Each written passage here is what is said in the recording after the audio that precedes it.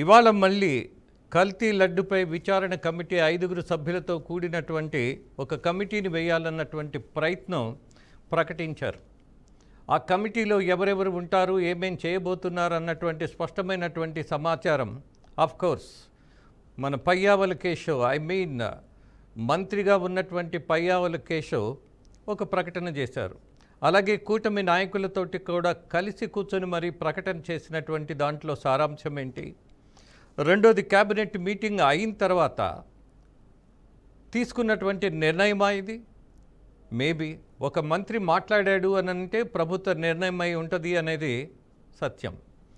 అలాగే సీఎం డిఫెన్స్లో పడి ఆ డిఫెన్స్ నుంచి తప్పుకోవడానికి ఆ నింద మోయకుండా ఉండటానికి చేసేటటువంటి ప్రయత్నంలో మళ్ళీ ఒక కమిటీని వేస్తున్నారా?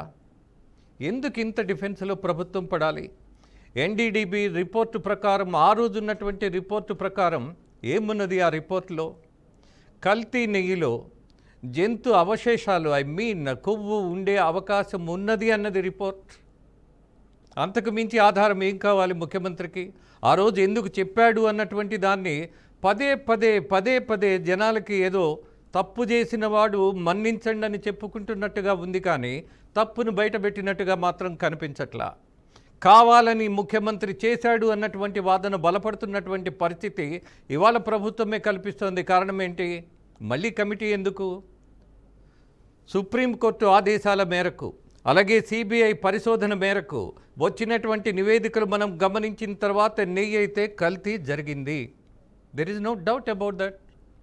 అలాగే ఎన్డీడీబీ రిపోర్టు ప్రకారం అందులో అవశేషాలు ఉండే అవకాశం ఉన్నది అన్నది ఇచ్చిన రిపోర్టేగా.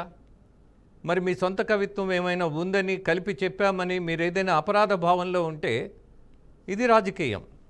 కానీ ఇక్కడ వేల కోట్ల మంది మనోభావాలు దెబ్బతిన్న తర్వాత తిన్నది కొవ్వుతో కూడిందా, రసాయనంతో కూడిందా, నెయ్యితో చేసిందా అన్నటువంటి అనుమానంతో జనం బిక్కచచ్చిపోతున్నారు. అసలు దేవుడి ప్రసాదం అంటే కళ్ళకద్దుకొని పవిత్రంగా భావించేటటువంటి పరిస్థితి నుంచి తిరుపతి లడ్డును మనం ఏం చేస్తున్నాం? ఏమో ఇవాళున్నటువంటి ప్రభుత్వానికి కూడా ఒకవేళ తెలియకుండానే కల్తీ నెయ్యిని సరఫరా చేస్తున్న వాళ్ళకి మద్దతు ఉందేమో, కింద అధికారులు సహకరిస్తున్నారేమో, ఇలాంటి ఆలోచనలు ప్రజలకు కూడా వచ్చే అవకాశం ఉందిగా. ఎన్నాళ్ళు జనం ఇలా మగ్గిపోవాలి? ఒక స్పష్టత వచ్చిన తర్వాత కూడా, ఒక నివేదిక వచ్చిన తర్వాత కూడా, సిట్ రిపోర్ట్ ఇచ్చిన తర్వాత కూడా, ఇది కల్తీ నెయ్యి అని తేల్చిన తర్వాత కూడా మళ్ళీ 5 సభ్యులు వచ్చి కూర్చొని ఏమని తేల్చాలి? అసలు ఎందుకు మళ్ళీ కమిటీ?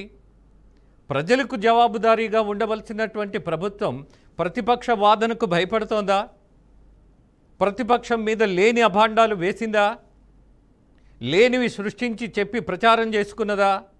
మళ్ళీ ఇవాళ అవి కావు, నిజాలు వేరు అని తెలిసినటువంటి పరిస్థితి ఏమైనా ఉందా? ఆ రోజు ముఖ్యమంత్రిగా ఉన్నటువంటి చంద్రబాబు చెప్పిన దాంట్లో అబద్ధం ఉండుంటే nothing wrong to say apology.